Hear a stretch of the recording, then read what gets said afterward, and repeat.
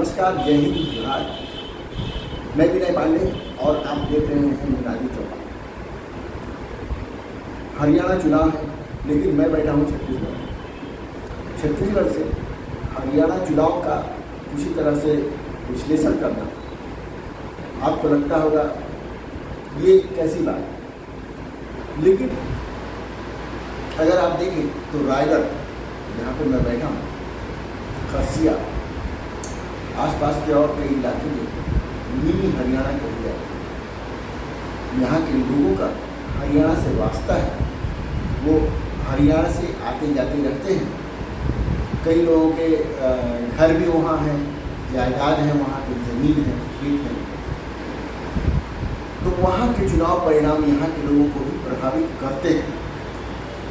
वैसे भी जो हरियाणा के लोग होते हैं, कुल देवी की पूजा करने गाँव जाते हैं, वो उसको देश करते हैं कि हम देश जा रहे हैं मुंडन कराने, या और कई तरह के संस्कार होते हैं जो उनके देश में ही यानी जन्मभूमि में संपन्न होता है। तो हरियाणा के चुनाव कहीं न कहीं रायगढ़, खरसिया या छत्तीसगढ़ के तमाम बड़े छोटे बड़े शहरों के लोगों को प्रभावित करता है।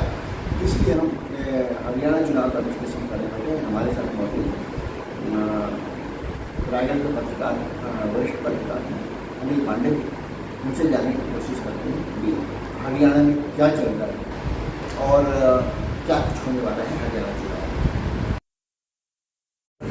चाहे यूट्यूब के राजनीतिक विशेषज्ञों की हमारे पत्रकार शासन के द्वारा जो खबरें मिल रही हैं, इसके हिसाब से ये कहा जा सकता है कि हरियाणा में कांग्रेस को तेज है, परंतु लोग खुल के इसलिए नहीं बात कर पा रहे हैं हरियाणा के चुनाव परिणाम को लेकर, क्योंकि पिछले जो विधानसभा चुनाव मध्य प्रदेश में और छत्तीसगढ़ में हुए थे, जहाँ ये सब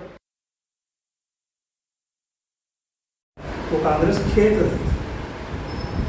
इस कारण थोड़ा सा एक हिचक बनी हुई है हरियाणा के चुनाव परिणाम को लेकर, लेकिन ये निश्चित है कि वहाँ पे कांग्रेस को एज है, और अगर कांग्रेस वहाँ पे अपना खेल गंवाती है तो उसका कारण कांग्रेस ही रहेगी, क्योंकि बीच में शैलजा को लेकर कुछ भ्रांतियाँ उत्पन्न हुई थी, जिसके कारण कांग्रेस को थोड़ा नुकसान हुआ था। परंतु बाद में राहुल गांधी की सभा में हमारी शैलजा, भूपेंद्र सिंह हुड्डा सब ये एक साथ हुए थे, और उसके कारण वो चीज़ें थोड़ा सा कम हुई थी। अब कल से राहुल गांधी 3 दिवसीय पद यात्रा करने वाले हैं। कुल मिलाकर कांग्रेस ने अपना ट्रम्प कार्ड, ट्रम्पहास कहना चाहिए, राहुल गांधी की पद यात्रा के रूप में खेल दिया है। शायद ये छत्तीसगढ़ और मध्य प्रदेश के नतीजों से सफल किया गया है, पे कोई कोर कसर बाकी न करे। हरियाणा उत्तर पट्टी का एक ऐसा राज्य है जहाँ के चुनाव परिणाम पूरे देश की राजनीति को प्रभावित करने वाले हैं। जहाँ हिमाचल में कांग्रेस की सरकार है, पंजाब में आप पार्टी की सरकार है, दिल्ली में आप पार्टी की सरकार, और उसके बाद चौथा राज्य पड़ जाता है हरियाणा। इस लिहाज से उत्तर पट्टी का ये एक मुहाना राज्य है जहाँ का चुनाव परिणाम काफ़ी हद तक देश की राजनीति को नई दिशा और दशा निर्धारित करने वाला है। हरियाणा के चुनाव में 3 मुद्दे किसान, जवान, महिला और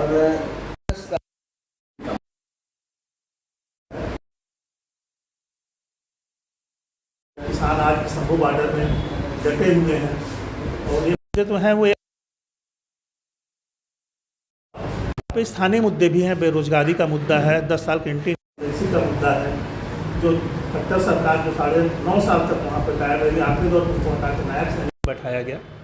कितना दूर तक कैंटीन और भारतीय को भाग लिया, उन्होंने बहुत सारी टिकटों को काटा है और नए मैदान में उतारा है, पर इस हद तक भाजपा वहाँ पेंटी इनकम्बेंसिंग को दूर कर ये देखने वाली रहेगी। मैं इन सबसे अगर एक विश्लेषक की नज़र से डालूँ हरियाणा के चुनाव परिणाम पे, मैं ये पाता हूँ कि 2019 के चुनाव में 2014 के तुलना में 8% पोलिंग कम हुई थी, मतलब 68.3%।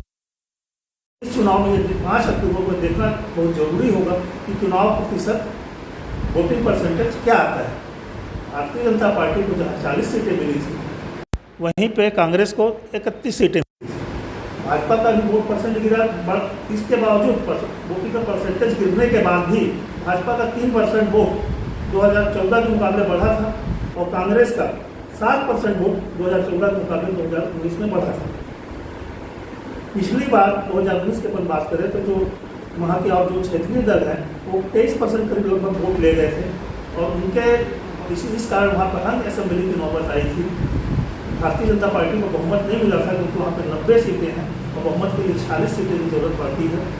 भाजपा को 40 सीटें ही मिल पाई थी। तो बीजेपी की कोई पार्टी है, उस पार्टी को लेकर उन्होंने अपनी सरकार बनाई थी। परंतु इस बार जो वहाँ पे इलेक्शन का जो माहौल समझ में आ रहा है या जो रिपोर्टें आ रही हैं, इलेक्शन बाइपोलर है। मतलब मतदाता कांग्रेस और बीजेपी के बीच में ही वोट सरकार बनाने के लिए डालेगा। अन्य क्षेत्रीय पार्टी कहीं कहीं प्रदर्शन कर पाए तो वही बहुत कुछ होने वाला है। बीच में आम आदमी पार्टी जो वहाँ न हो इनके साथ गठबंधन के साथ गठबंधन न हो, इसलिए 90 के 90 सीटों पर चुनाव होगा। उसका क्या है? उसका कोई विशेष असर नहीं पड़ने वाला है। पंजाब से लगती सीमा पे हरियाणा की जो 1-2 सीटें हैं या दिल्ली की सीमा से जो लगती वहाँ पर इनका प्रदर्शन बेहतर हो सकता है। परंतु ये नहीं कहा जा सकता कि ये चुनाव इसमें सफल रहेगी क्योंकि मैंने पहले कहा कि इलेक्शन बाइपोलर है वहाँ।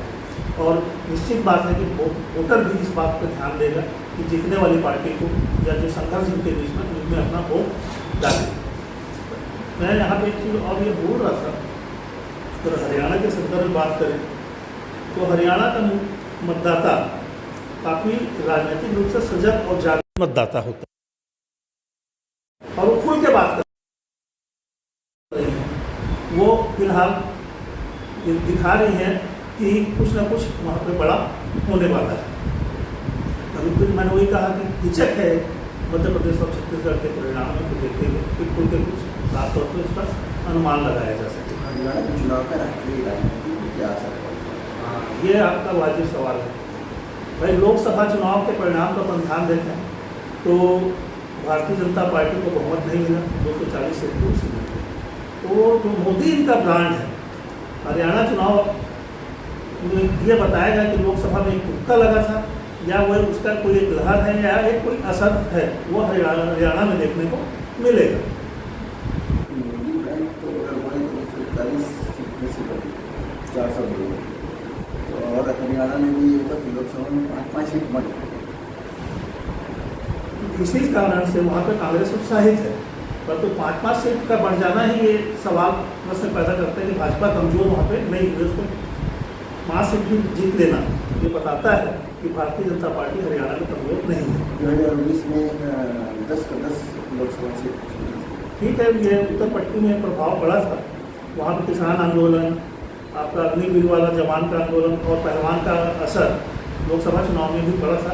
अब वो टेम्पो कितना कायम है, वो मतदाता उससे कितना जुड़ा हुआ है, ये परिणाम आपको वहाँ पर मतदान होने जा रहा है। 8 अक्टूबर को मतगणना के नतीजे सामने आ जाएंगे, परंतु ये दूरगामी परिणाम होना है इसका देश की राजनीति। वो पहलवान के मुद्दे में वो शामिल है और वो कितना असर दिनेश फोगाट को अपनी। इसके अलावा एक बड़ा जो ये है कि बीजेपी के कई कैंडिडेट, कई मंत्री इंक्लूडिंग सावित्री जिंदल जो है यहाँ नवीन निकल वो भी चुनाव लड़ते हैं। भाजपा से बागी मैं जहाँ हूँ उसके पीछे एक राजनीतिक सोच है। अगर भारतीय जनता पार्टी की सरकार बनाने में सीटों की कमी तो सावित्री जिंदल का वो किसी भारतीय जनता पार्टी के साथ जाएगा, कांग्रेस के साथ तो आएगा। तो भारतीय जनता वहाँ जो भाजपा के प्रति नाराजगी है उसको दूर करते हुए निर्दलीय चुनाव लड़ने की एक राजनीतिक रणनीति हो सकती है कि इसलिए उस सावित्री जिंदल वहाँ पे निर्दलीय चुनाव लड़ेगी। हरियाणा में 5 अक्टूबर को चुनाव है। 8 तारीख को उसकी मतगणना होने में परिणाम सामने आ जाएंगे और हरियाणा के बहुत बड़े भाजपा के सांसद हैं, लीडर हैं, नवीन लीडर, जिनकी एक बहुत बड़ी कंपनी है, फैक्ट्री है रायगढ़ में और उनकी माता जी हैं, वो पिछले भाजपा सरकार में मंत्री थी, अभी वो निर्दलीय चुनाव लड़ रही है, भाजपा से बागी हो रही है। बहुत सारी चीज़ें हैं जो हरियाणा चुनाव का प्रभाव रायगढ़ में खास करके रायगढ़ कुर्सी आसपास रहता है।